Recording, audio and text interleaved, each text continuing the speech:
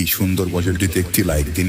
রমজান মাসের এবং ঈদের গজলগুলি সবার আগে দেখার জন্য চ্যানেলটি সাবস্ক্রাইব করুন। সাবস্ক্রাইব করার পর পাশের বেল আইকনটিতে ক্লিক করে অলে সেট করে রাখুন। আমরা যখনই গজলগুলি ছাড়বো আপনি সবার আগে পেয়ে যাবেন।